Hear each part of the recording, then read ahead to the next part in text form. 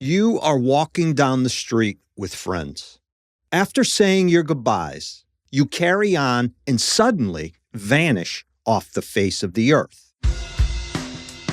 52 years later, 600 miles away, you show up again, and your family and police are simply baffled. My name is M. William Phelps. I'm an investigative journalist and the true crime author of close to 50 books. I've dedicated the past 26 years of my life to helping families of the missing and murdered. Join me next for this Crossing the Line with M. William Phelps shortcut.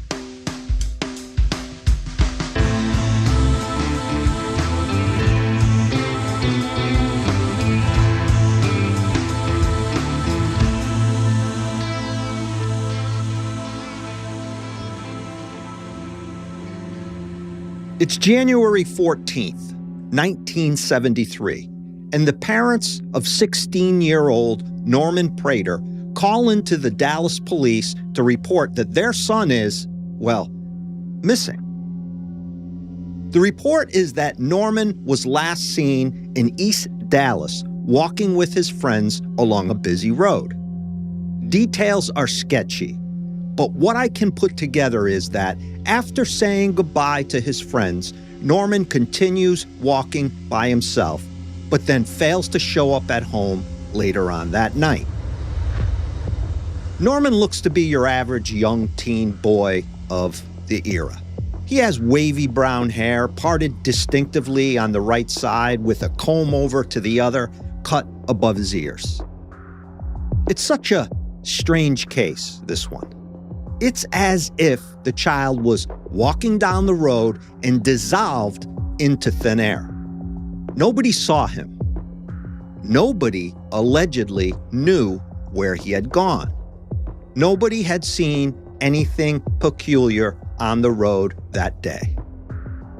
Of course, Dallas police begin searching for Norman, likely looking at the case as a classic runaway.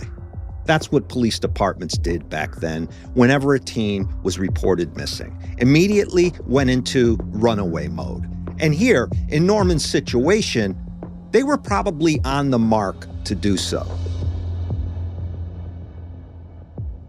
The 70s was also a time when kids and even adults hitchhiked, stuck out a thumb, and tried summoning a ride from a passerby.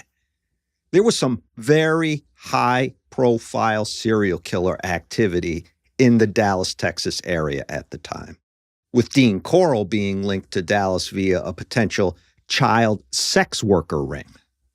Known as the Candyman, Corll murdered at least 29 teenage boys from 1970 to 1973, along with accomplices David Owen Brooks and Elmer Wayne Henley. Henley killed Corll in August 1973, leading to the discovery of the crimes. Just a horrible case. Horrific. On all levels.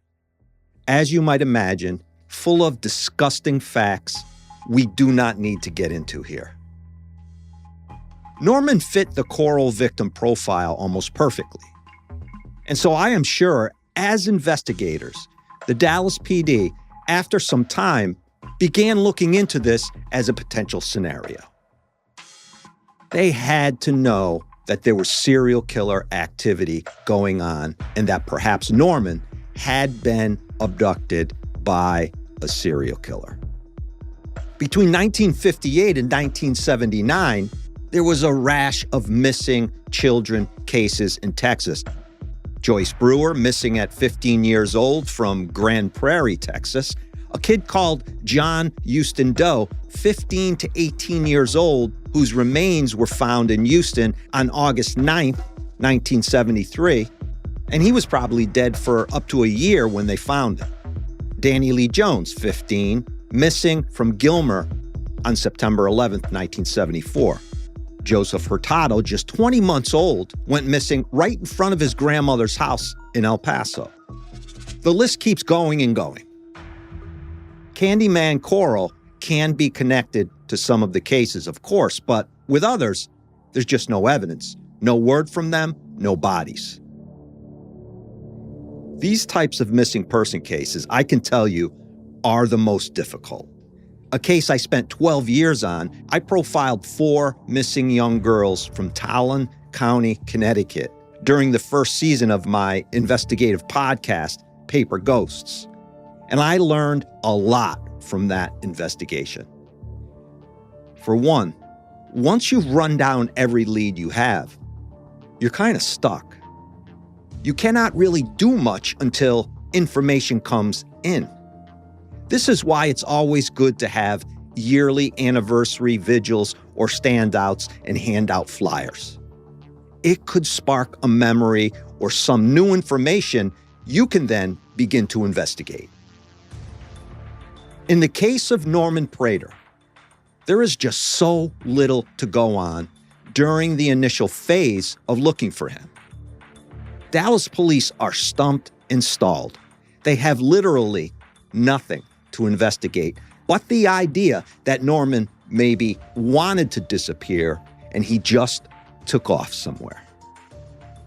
This will change in a big way, but it is going to take decades and the tenacity of a few savvy detectives barely born when Norman went missing. Stick with me here on this one. It becomes one of the more crazier missing person cases you've heard in quite some time. Let's take our only break of the episode and come back to conclude this Crossing the Line with M. William Phelps shortcut.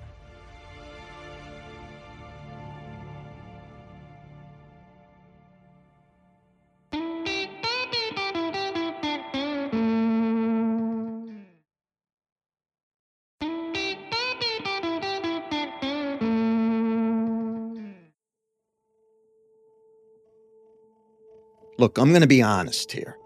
I drill down into lazy cops wherever I see fit. I get on those investigators who jump the gun, so to speak, and judge a missing teen as a runaway when there is no evidence of it. And those cops, they deserve it. Yet, I also give props to those investigators who go above and beyond the call, and they rely on instinct and judgment and just pure empathy to drive them in certain directions. They give a shit, in other words. Norman Prater's case involves the latter. In July 1973, Norman's case catches a break, except nobody knows it then, and it'll be 50 years before anyone realizes it. For good reason. That break back in 1973 came close to 6 hours south of Dallas in Rockport, Texas. Rockport is northeast of Corpus Christi and is kind of like a peninsula. There's about 4,200 residents listed in the census for that year. As you might guess, with the Gulf of Mexico nearby, industry centers around shrimping and fishing, tourism. There's even a boat building community there, oil and gas companies, shipping and transportation, and, to round things off, an art scene. So 6 months after Norman is reported missing, an unidentified male, who authorities in Rockport at the time guessed to be 15 to 18 years old, is found dead on Highway 35 in Rockport after what is called then a hit-and-run accident, with the driver of the car or truck killing the boy long gone. By the time Norman's case heats back up in 2025, it is the oldest missing person case on record in Texas. And the way this all comes together is purely astonishing. Dallas detective Ryan Dalby is looking through cold case files one day in late 2025, trying to see if he can spot anything in Norman's file that might make sense today. Maybe some evidence they can now retest or even run down because of all the advancements in technology.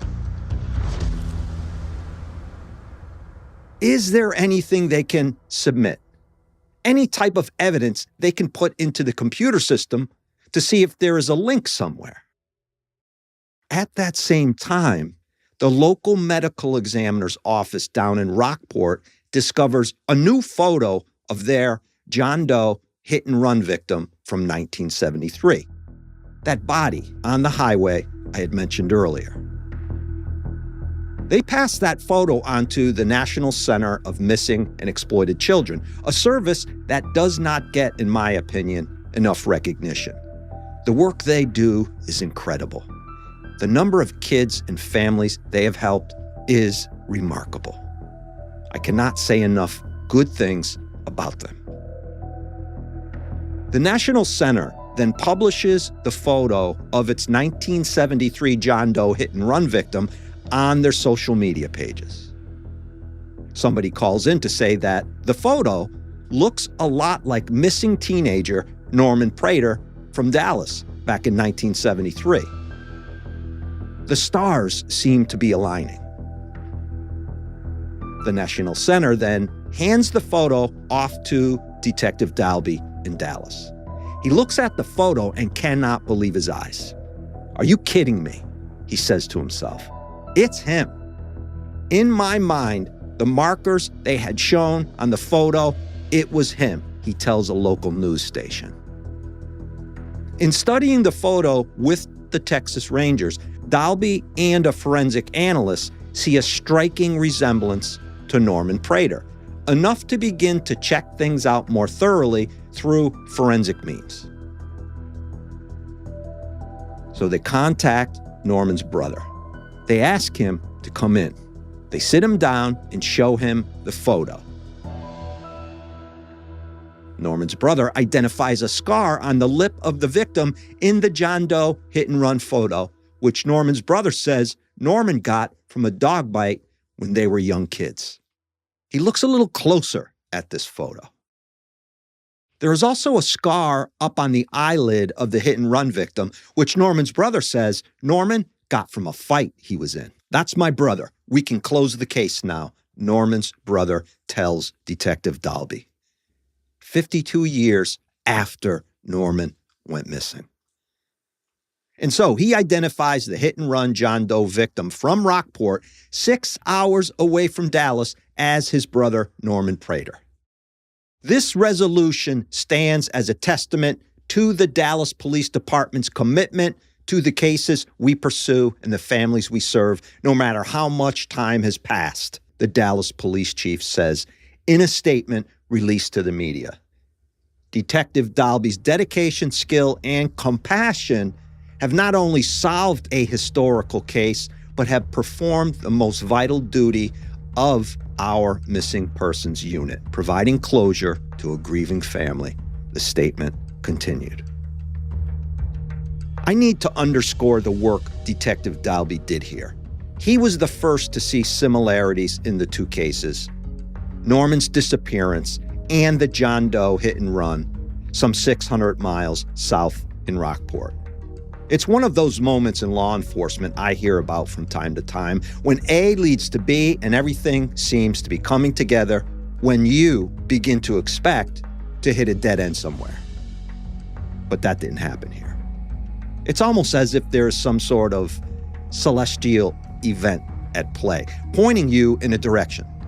Here, two cold cases were closed with one identification by departments some 6 hours away from each other. The hit and run was a case where they found the victim, who turned out to be Norman Prater, but were unable to identify him.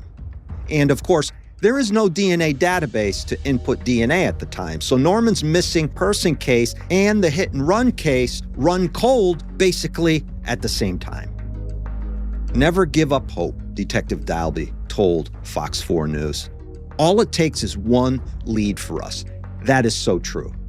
One tiny little lead, one kernel of information can bust a case open. They have no idea why Norman was so far away from home, why he was there in Rockport, how he got there. All of that is still a mystery.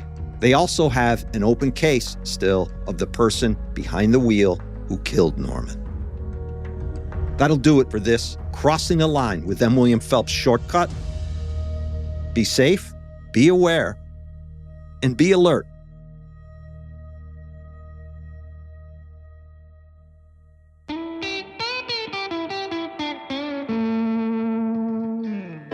Sources for this shortcut episode include Texas detectives solve state's oldest missing persons case by Escher Walcott, People Magazine, January 6th, 2026. How Texas cops solve the case of 16-year-old's disappearance, U.S. Weekly, by Julia Marnin, January 7th, 2026. Dallas police solve missing persons case by Peyton Yeager and Tracy DeLake, Fox 4 WDFW, January 5th, 2026.